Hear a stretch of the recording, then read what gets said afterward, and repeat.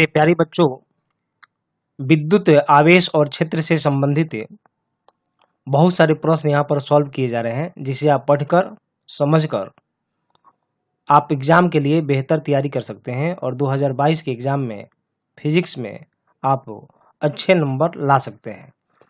ये यहाँ पर सेट जो है 1 दिया गया है। अलग अलग सेटों में जो है बहुत सारे प्रश्न आपको सॉल्व कराए जाएंगे, जिसे समझकर आप एग्जाम के लिए जो है मेंटली और फिजिकली दोनों तरह से प्रिपेयर हो सकते हैं और बहुत ही अच्छे नंबर आप ला सकते हैं।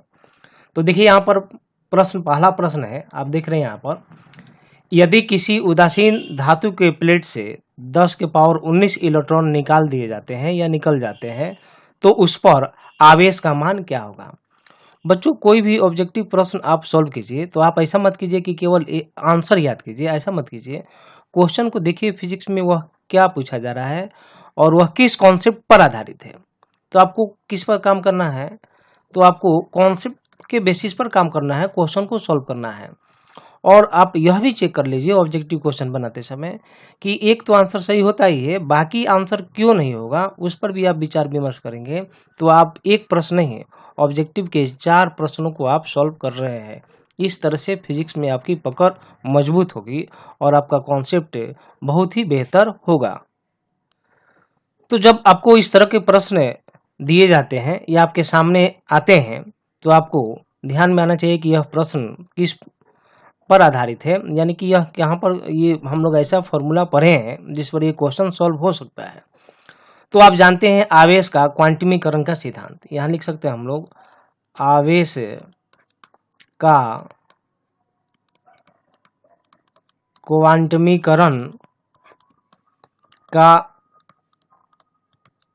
सिद्धांत, और यह होता है Q बराबर प्लस माइनस NE।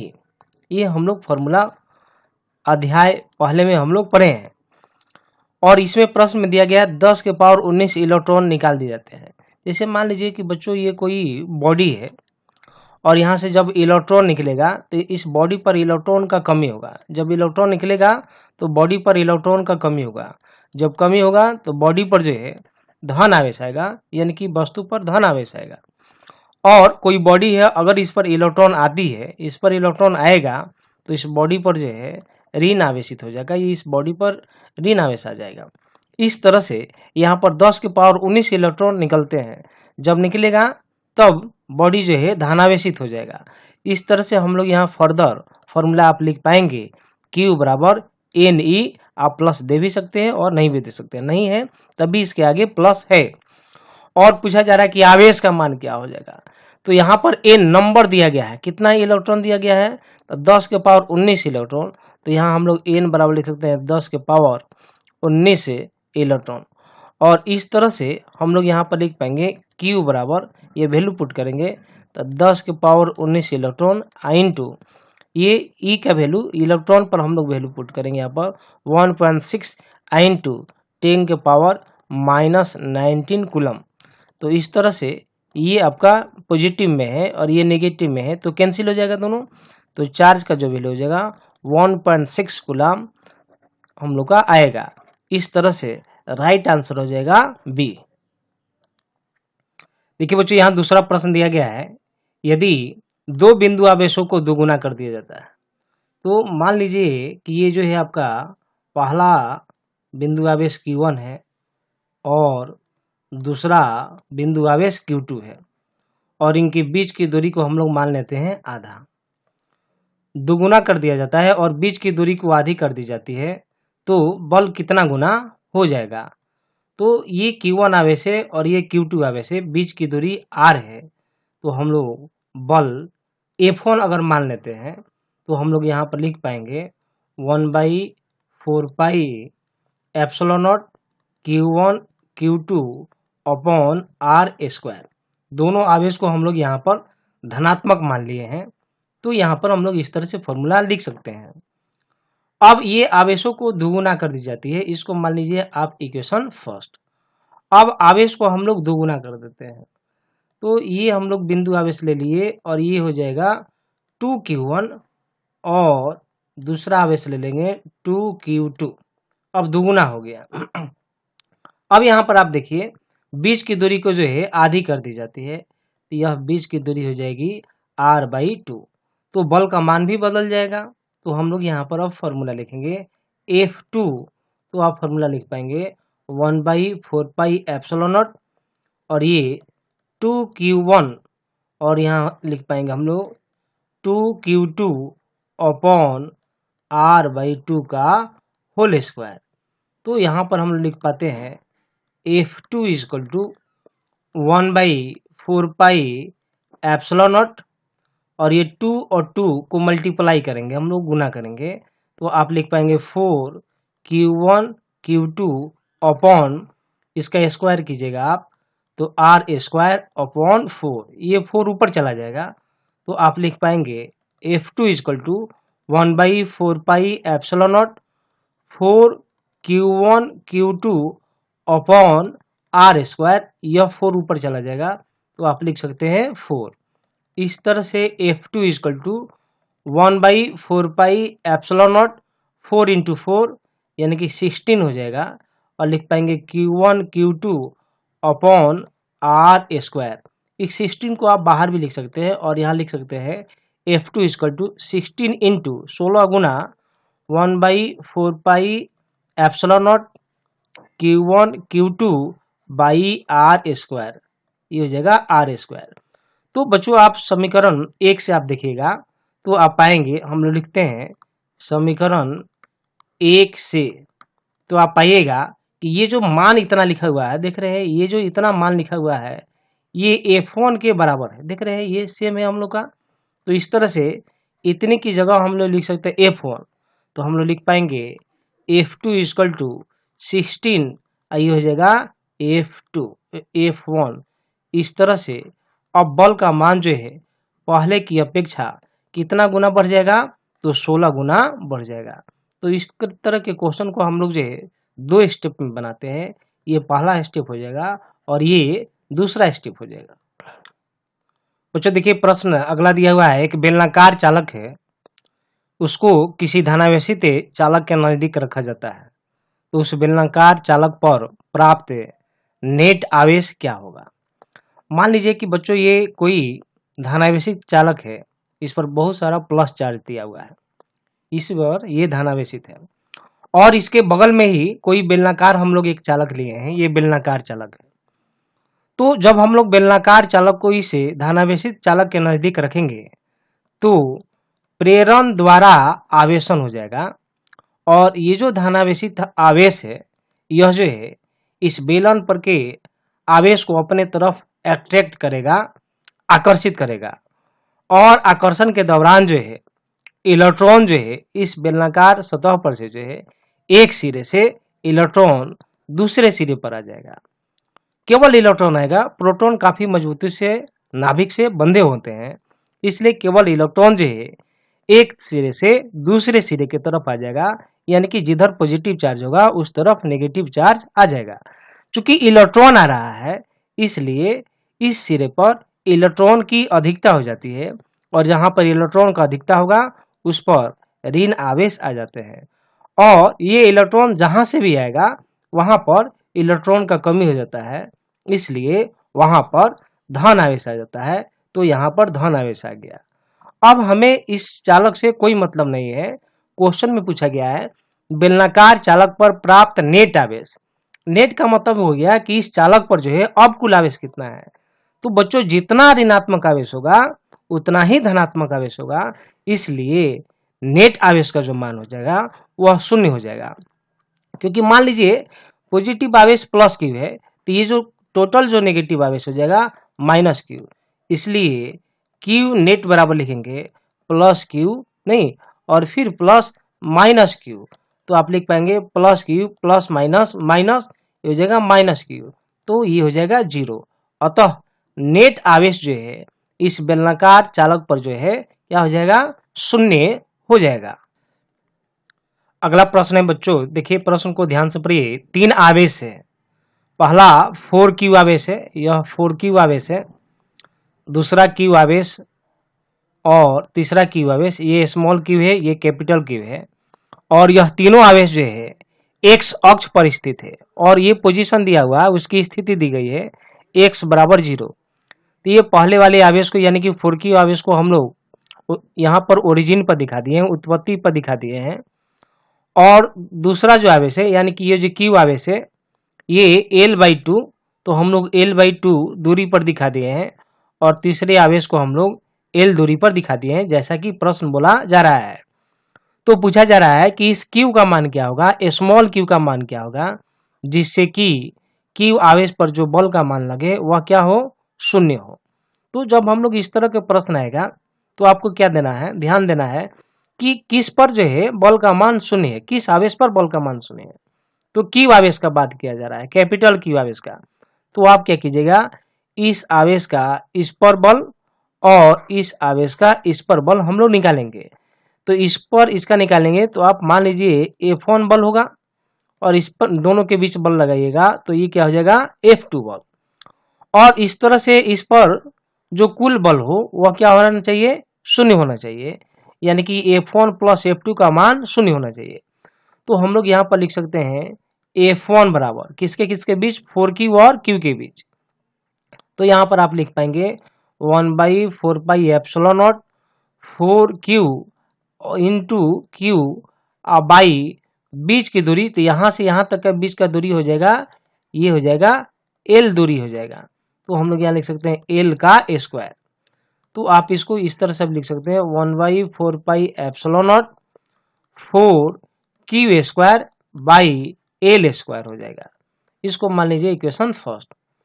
अब आप इन दोनों आवेशों के बीच बल निकालिए और F2 माने हैं, तो आप लिख सकते हैं F2 बराबर 1/4πε0 q इंटू q बाई दोनों के बीच की दूरी क्या हो जाएगी, l/2 है यहाँ से यहाँ तक का। तो ये लिख सकते हैं l/2 का होल स्क्वायर, इस तरह से 1/4πε0 q by l square by ये हो जाएगा 4।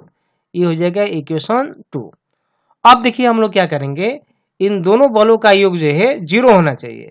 तो इस तरह से हम लोग यहाँ लिख सकते हैं F बराबर F1 प्लस F2 बराबर ये हो जाएगा 0।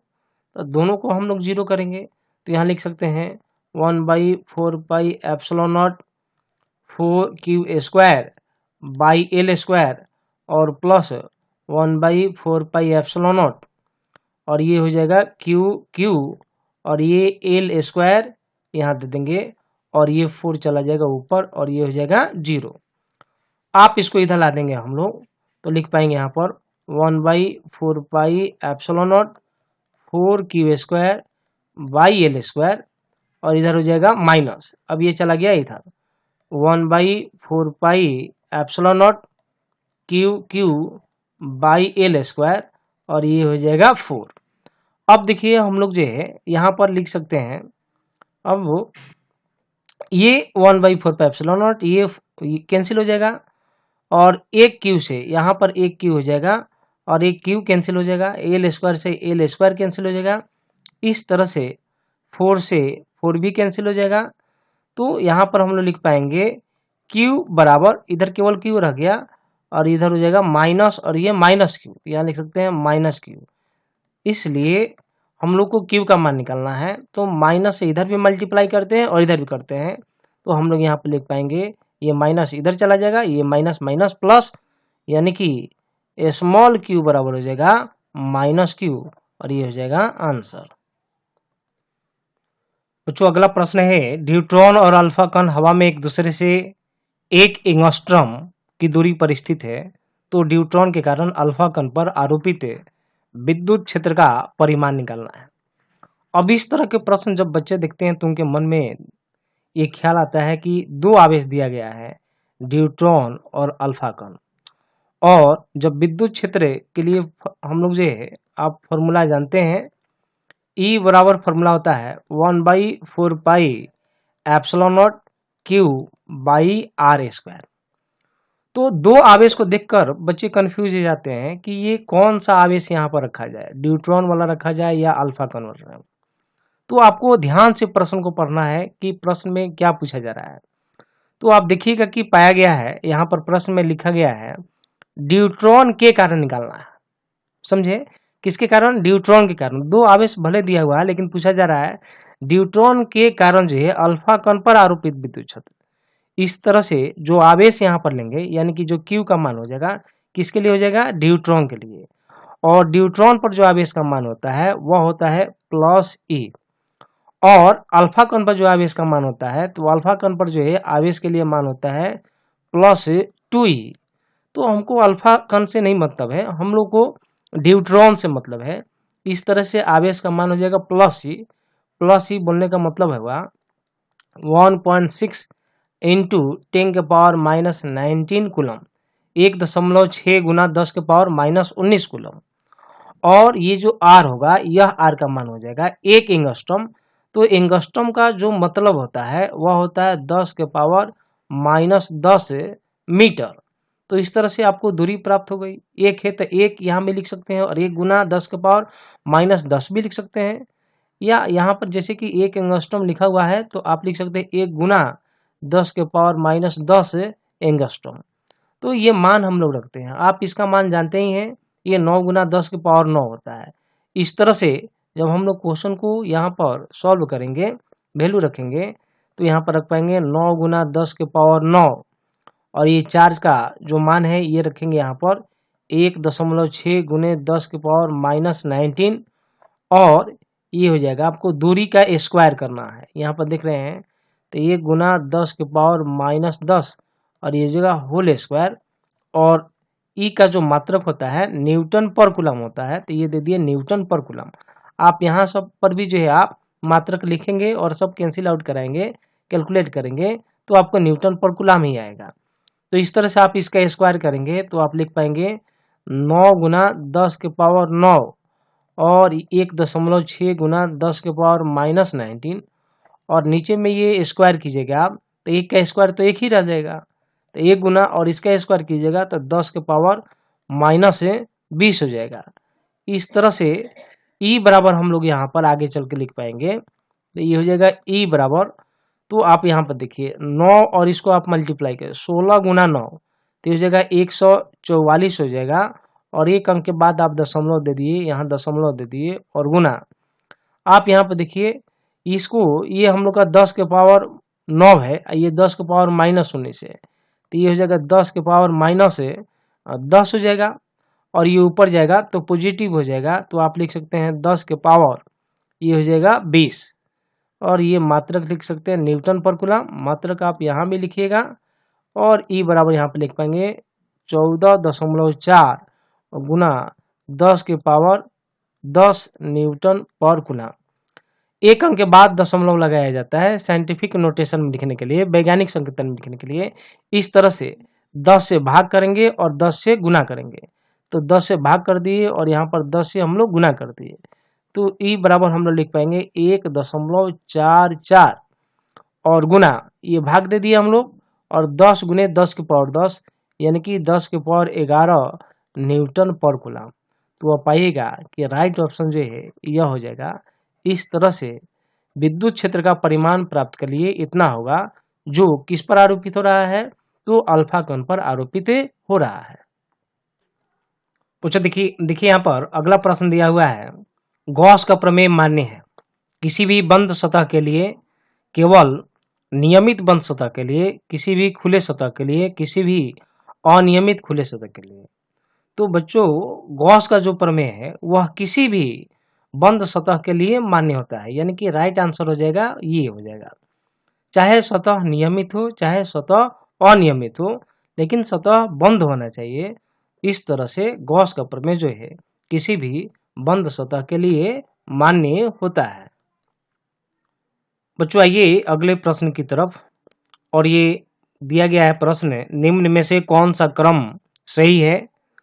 पहला और दूसरा तीसरा इस तरह से दिया गया है। Fg का मतलब है गुरुत्वाकर्षण बल, Fe का मतलब है स्थिर वैद्युत बल और Fn का मतलब है नाभिकीय बल, और यह नाभिकीय बल को यहाँ पर प्रबल माना गया है।